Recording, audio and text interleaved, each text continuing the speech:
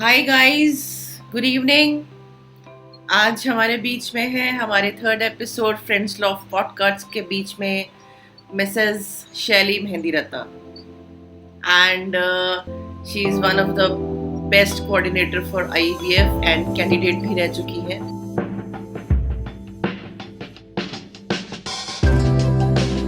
तो आज हमारा टॉपिक है आईवीएफ का।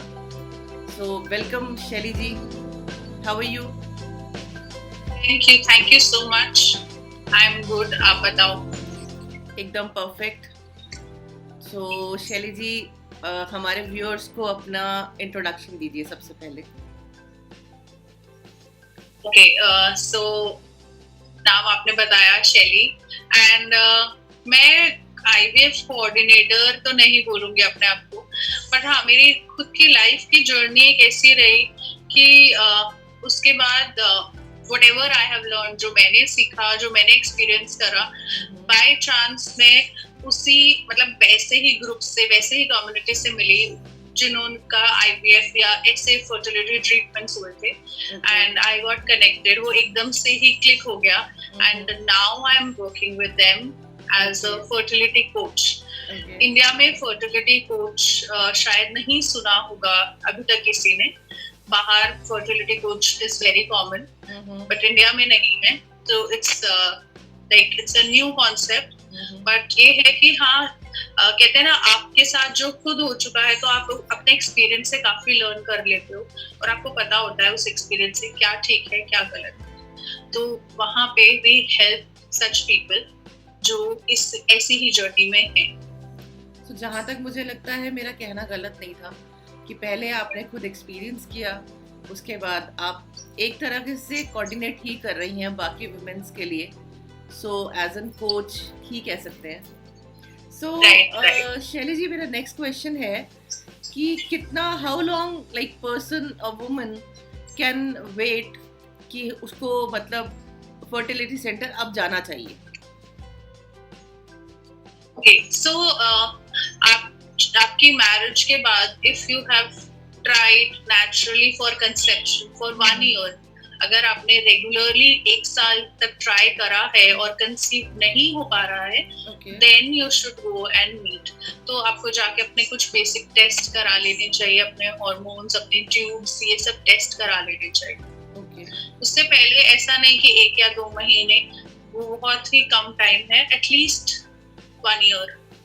1 ईयर, ओके, फाइन।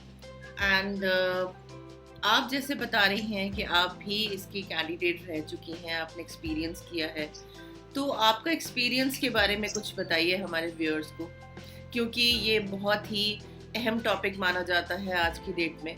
जो कंसीव नहीं कर पाती हैं, जिनको बहुत सारी चीज़ें, बहुत सारे tortures, it depends upon the family, तो वो सहना पड़ता है। तो हो सकता है कि आपके कुछ ऐसी एक्सपीरियंस से, कुछ ऐसे लेसन से उन लोगों को भी एक रास्ता मिले जिससे वो आगे अपने फ्यूचर को सिक्योर कर पाए। तो आपका एक्सपीरियंस कैसा रहा?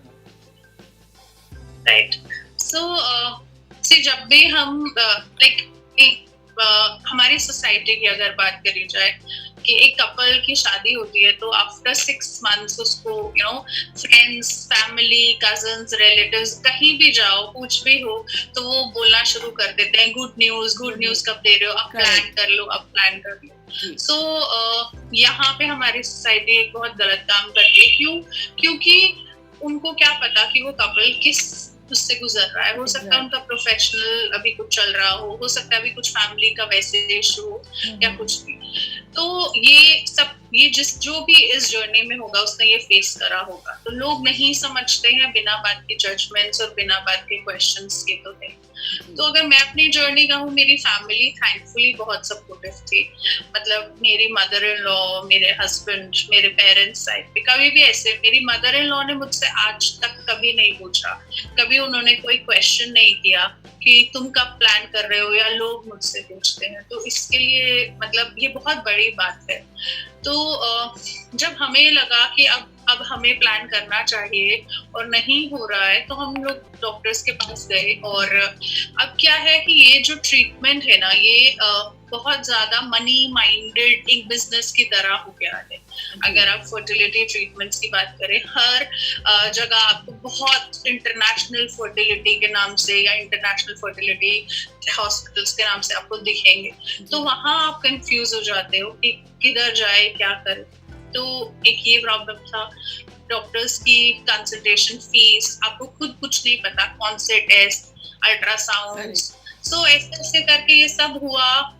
इसमें बहुत सारे प्रोसीजर्स होते हैं, जैसे आईवीएफ से पहले यूजुअली डॉक्टर्स आईयूआई बोलते हैं, वो भी एक प्रोटोकॉल है कि एक आईयूआई अलग प्रोसेस है, तो वो कराइए। तो ऐसे बहुत सारे आईयूआई हुए। आईयूआई भी मतलब हर मंथ आपकी साइकिल के हिसाब से होता है, और ऐसा नहीं है कि एक आईयूआई आप कह लो अराउंड 20,000 आपको पड़ जाता है। तो हाँ, depending on doctor to doctor, clinic to clinic, कि वो उसमें क्या करवा रहे हैं और उसमें कैसा क्या प्रोटोकॉल्स वो फॉलो कर रहे हैं। साथ में आप इंजेक्शंस ले रहे हो, हॉर्मोन्स ले रहे हो, तो वहाँ आपका मूड स्विंग्स, आपकी बॉडी, ये सब खराब होना शुरू हो जाती है। तो हम लोगों ने भी काफी आईयूआई कराए। मेरे 3 आईवीएफ हुए, 3rd आईवीएफ सक्सेसफुल हुआ है। हाँ, तो मतलब अब मेरा जो बच्चा है वो 6 साल का हो जाएगा। तो उस टाइम पे भी ये बहुत कॉस्टली था, तो आज तो ये बहुत ही, एक आईवीएफ के लिए अगर आप सोचो तो कहीं 2-3 लाख के बीच में आके एटलीस्ट बैठता है, राइट। तो बहुत ही मतलब आपका financially, mentally, emotionally, physically draining process है। और हाँ, जब तक पॉजिटिव नहीं होता तब तक स्ट्रगल है। पॉजिटिव होने के बाद, सब ठीक होने के बाद आप सब भूल जाते हो। ओके, हाँ, ऑब्वियसली तब तो गुड न्यूज आई जाती है अगर सक्सेसफुल हो जाए तो ये 3 ट्राई होते हैं? नहीं, ऐसा नहीं है, एक बार में एक ही ट्राई।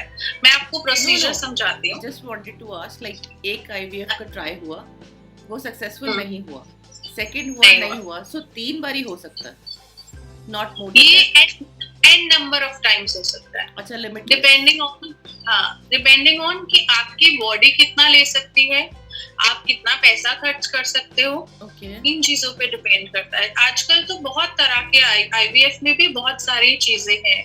आपकी they will use your eggs, they will use your sperm, they will use donor egg, they will use donor sperm, फिर आगे और चीजें हैं, मल्टीपल वो डालेंगे, एम्ब्रियोज डालेंगे, सिंगल एम्ब्रियो डालेंगे, तो बहुत चीजें हैं और कितने भी करवा सकते हैं। Okay, so apart from this एक और क्वेश्चन ये है इसी को लेके कि ये हर वुमेन के लिए बहुत इजी, लाइक पेनफुल बहुत ज्यादा होता है या नहीं होता है, या बेरेबल होता है? ओके, पेनफुल ऐसे होता है कि इंजेक्शंस लगते हैं आपको। ओके, अगर आप फिजिकल पेन की बात करें तो इंजेक्शंस, बेसिकली जो हार्मोन्स दिए जाते हैं, दैट इज थ्रू इंजेक्शंस। तो आपको डिपेंडिंग ऑन कि आपकी क्या एज है, आपके क्या पैरामीटर्स हैं, आपका कैसा एग डेवलप हो रहा है, उसमें वो हर रोज स्कैन करते हैं और उसके हिसाब से आपको इंजेक्शंस देते हैं। तो जैसे आपकी साइकिल स्टार्ट होती है ना, मेंस्ट्रुअल साइकिल, तो आपको 2nd या 3rd डे पे बुलाएंगे और उस दिन से फिर स्कैन होगा, साथ में आपको इंजेक्शंस दिए जाएंगे। अब हर 2-3 दिन बाद बुलाया जाता है, अगेन डिपेंडिंग ऑन कि आपका बॉडी कैसे ले रही है, आपका क्या कैसा आउटकम, कैसे एग्स बन रहे हैं। कईयों को ज्यादा इंजेक्शन लगते हैं, कईयों को कम इंजेक्शन। ओके, एंड एक आईवीएफ जब सक्सेसफुल हो जाता है तो वो प्रोसीजर कितना, मतलब how long does it take, कितना टाइम लगता है उसको? एक आईवीएफ के लिए 1 मंथ का टाइम होता है। आपकी साइकिल स्टार्ट हुई, आप डॉक्टर के पास गए, फर्स्ट प्रोसीजर होता है एग रिट्रीवल का, कि वो जो आपके एग्स होते हैं उनको वो रिट्रीव करते हैं, बाहर निकालते हैं।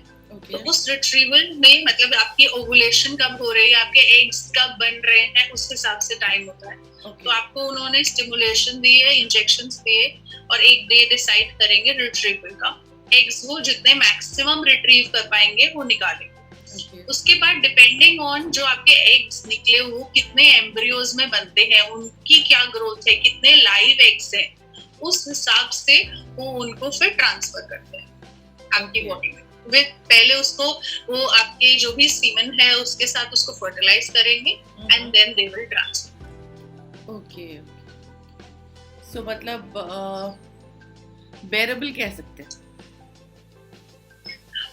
डिपेंड, हाँ सी देखो, जो रिट्रीवल का प्रोसीजर है वहाँ पे maximum of the times anaesthesia दिया जाता है, और जो कहते हैं बाद में ट्रांसफर है वहाँ पे भी depending on doctors, depending on you, आप भी बोल सकते हैं एनेस्थीसिया के लिए। बट मुझे ऐसा लगता है कि फिजिकल के साथ ज्यादा से ज्यादा ये एक इमोशनल जर्नी है, क्योंकि आपका सब प्रोसीजर हो गया, उसके बाद जो 15 दिन आपने वेट करना है कि मेरा सक्सेसफुल होगा या नहीं, वहाँ वो ज्यादा पेनफुल है। प्लस सबका पेन लेने का भी वो अलग होता है ना, अभी तक कई लोग इंजेक्शन से बहुत डरते हैं, मतलब मैं इतने इंजेक्शन ले चुकी हूँ, उसके बाद भी अगर मुझे कोई इंजेक्शन बोले तो मैं कहती हूँ नहीं प्लीज। ओके, अच्छा, अब ये बताइए कि जब ये ट्रीटमेंट चल रहा होता है, ये प्रोसीजर चल रहा होता है, तो उसके अंदर क्या रिस्ट्रिक्शंस होते हैं डॉक्टर्स की तरफ से? ओके, रिस्ट्रिक्शंस ऐसे कुछ नहीं होते हैं। आई मीन टू से लाइक फिजिकल रिस्ट्रिक्शंस, और कुछ खाने में ये नहीं खाना या वो नहीं, मतलब एवरीथिंग इंक्लूडेड, तो क्या क्या रिस्ट्रिक्शंस होते हैं? अगेन थोड़ा डिपेंड करता है बॉडी टाइप पे, खाने पे से जो रिलेटेड है बॉडी टाइप पे, प्लस आपके डॉक्टर्स पे। कई जगह काफी रिस्ट्रिक्टिव डाइट दे देते हैं वो, कई जगह बोलते हैं कि नहीं आप सब कुछ खा सकते हैं। तो खाने पीने में ऐसा नहीं होता, थोड़ी गर्म चीजों का ध्यान रखना होता है। बट हाँ ये है कि एक बार आपका प्रोसीजर हो जाए उसके बाद you have to be careful कि आप थोड़ा अपनी फिजिकल एक्टिविटी ज्यादा ना करें, अपना बॉडी का ध्यान रखें, ऐसे करके। अदरवाइज कोई रिस्ट्रिक्शंस नहीं। ओके, एंड इसके अलावा जब सक्सेसफुल हो जाता है आईवीएफ, चाहे वो फर्स्ट ट्राई, चाहे सेकंड ट्राई, चाहे थर्ड ट्राई, तो उसमें ऐसा भी होता है कि अगर नेक्स्ट भी कोई भी कपल्स जो होते हैं वो सेकंड बेबी के लिए ट्राई कर रहे हैं, वो नेचुरली नहीं हो रहा, या वो हो सकता है, या अगर नहीं हो रहा तो भी वो सेकंड आईवीएफ के लिए जा सकते हैं? बिल्कुल, कितने भी आईवीएफ के लिए जा सकते हैं, बट बहुत बार ऐसा भी होता है कि फर्स्ट आईवीएफ के बाद सेकंड आईवीएफ जो है सक्सेसफुल, सेकंड नेचुरली कंसीव हो जाता है। और उसका एग्जाम्पल आपके सामने है। मैंने नहीं सोचा था कि एक आईवीएफ, 3 आईवीएफ करवा के मैं फिर से कभी सोचूंगी कि मेरा फिर से सेकंड बेबी हो, या मैं प्लान भी करूं। और मिराकल्स, मैं उसको बोलती हूँ मिराकल बेबी, कि मिराकल्स तो होते हैं। तो हम अब जिस कम्युनिटी की बात मैंने आपसे शुरू में करी कि मैं लाइक माइंडेड कम्युनिटी से मिली, तो वहां पे जो है ना वो मतलब फर्टिलिटी दोस्त के नाम से है। एंड तो जो हमारी फाउंडर है फर्टिलिटी दोस्त की, मिस गीतांजलि बैनर्जी, उनकी भी सिमिलर जर्नी रही है, इनफैक्ट बहुत डिफिकल्ट जर्नी रही है, और उन्होंने यही सोच के स्टार्ट किया। सो मैं तो उनको बहुत थैंक यू करती हूँ कि उन्होंने एक ऐसा प्लेटफॉर्म, एक ऐसा फोरम बनाया जहाँ पे जिन लोगों को नहीं हो रहा, बहुत केसेस ऐसे आते हैं जो आईवीएफ करवा चुके होते हैं, नहीं सक्सेसफुल हो रहा, फिर नेचुरली भी कंसीव हो जाता है, क्योंकि ऐसे उन्होंने प्रोग्राम्स रखे हैं जिसमें फर्टिलिटी योगा है, फर्टिलिटी डाइट है, एक्यूप्रेशर है, सब कुछ फर्टिलिटी से रिलेटेड, काउंसलिंग है।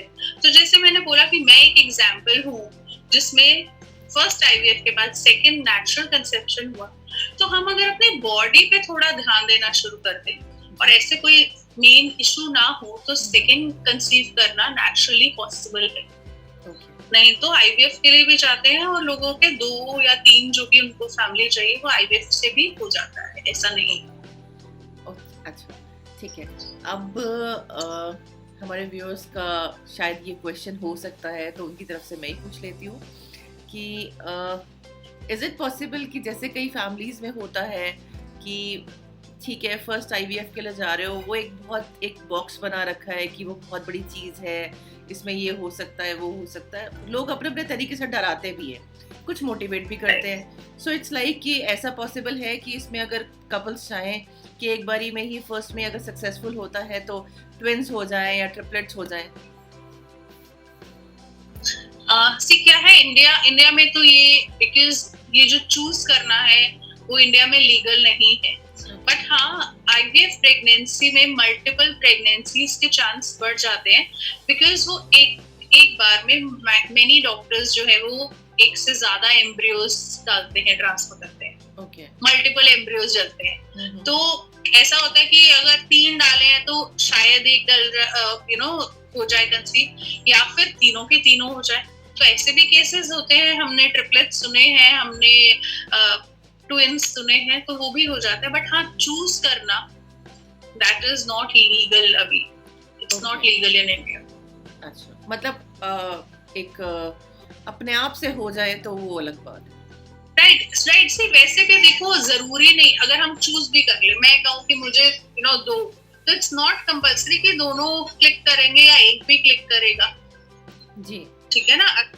जैसे मैंने आपको बताया कि मल्टीपल एम्ब्रियोज भी डालते हैं डॉक्टर्स, बहुत केसेस में बहुत डॉक्टर्स डालते हैं। तो अब उसमें से कितना इम्प्लांट होता है वो आप नहीं बता सकते, वो हम नहीं बता सकते। और अगर इम्प्लांट हो जाता है सक्सेसफुली, अपने आप से ही 2 हो गए या ट्रिपलेट्स हो गए, तो फिर उसके जो रेट ऑफ लाइक चार्जेस सारे ट्रीटमेंट के वो बढ़ जाते हैं या वही रहते हैं? नहीं, वो तो चार्जेस वही है, मैक्स वही चार्जेस है। चार्जेस तो क्योंकि उनका था जब तक हमने ट्रांसफर करना है। अब ट्रांसफर के बाद कितने हुए, क्या हुए, तो उसमें वहां तक कोई उसका प्राइस का चेंज नहीं है। ओके। एंड मैम, एक चीज और है कि अगर हमने, जैसे कोई वुमेन्स हैं या कपल्स हैं, उनके 2 बच्चे हो गए, नेचुरली हो गए, फिर उन्होंने प्लानिंग किया कि अब ऑपरेट करा लेते हैं, हमें नहीं चाहिए, बट बाद में कुछ ऐसे सर्कमस्टांसेस होते हैं, कई बार खुशी खुशी कि चलो हमें 3rd करना है, या फिर कुछ ऐसे मिसहैपनिंग हो जाती हैं, तो इन दैट केस भी हो सकता है आईवीएफ? अगेन ये थोड़ा मेडिकल क्वेश्चन है जो डॉक्टर ज्यादा अच्छे से बता पाएंगे। बट हाँ, आईवीएफ में ना हमें जो बेसिकली, जैसे कई लोग होते हैं जिनकी ट्यूब्स नेचुरली ब्लॉक्ड होती है, हाँ जी, ठीक है, तो वहाँ और कोई ऑप्शन नहीं होता, वहाँ आईवीएफ ही ऑप्शन है, वहाँ नेचुरल कंसेप्शन पॉसिबल नहीं है। ओके। तो अब उन्होंने जब उन्होंने ऑपरेट कराया, तो अब उनकी ट्यूब्स कट हुई, ट्यूब्स ब्लॉक हुई या क्या हुआ, उस हिसाब से डॉक्टर्स बताएंगे। बट हाँ, ऐसा भी होता है, मतलब वहाँ पे they can go for an IVF, ऐसा कुछ वो नहीं। एंड इसके अंदर, इस ट्रीटमेंट के, इस प्रोसीजर के अंदर कोई साइड इफेक्ट्स होते हैं? साइड इफेक्ट्स ऐसे नहीं होते, बट हाँ ये है कि बिकॉज आपकी body hormones, body to body vary करता है, हाँ वो भी है। प्लस आप ये देखो ना कि अगर आप कुछ भी आर्टिफिशियली ले रहे हो, तो वो बॉडी अब कैसे रिएक्ट करेगी, वो सबका अलग अलग।